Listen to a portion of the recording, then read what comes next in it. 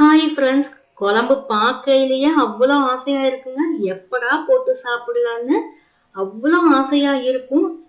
இந்த குழம்பு காரசாரமான புளிக்குழம்பு மட்டும் கிடையாதுங்க. சுட சுட சூடான சாப்பாட்டுல போட்டு பிசைஞ்சு சாப்பிட்டோம்னா, அதுலயும் இந்த பூண்டு வெங்காயத்தோட சாப்பிடுங்க.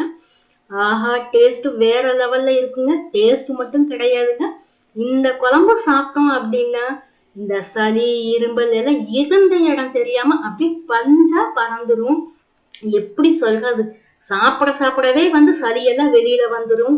தொண்டை வலி கூட சரியாயிருங்க. அவ்வளவு சூப்பரான அட்டகாசமான ஒரு புளிக்குழம்பு தான். எப்படி வைக்கிறதுன்னு நம்ம பார்க்கலாம். அடுப்புல கடாய் வச்சிடலாங்க. ஒரு டீஸ்பூன் அளவுக்கு அரிசி சேர்த்துடலாம். எந்த அரிசி வேணாலும் சேர்த்துக்கலாம். 1 டீஸ்பூன் அளவுக்கு மிளகு. இதை அடுப்பை சிம்மில வச்சுட்டு நல்லா வறுத்துக்கலாம். நல்லா வாசனை வர்ற வரைக்கும் வறுக்கணும். கூடவே 1 டீஸ்பூன் அளவுக்கு வெந்தயம்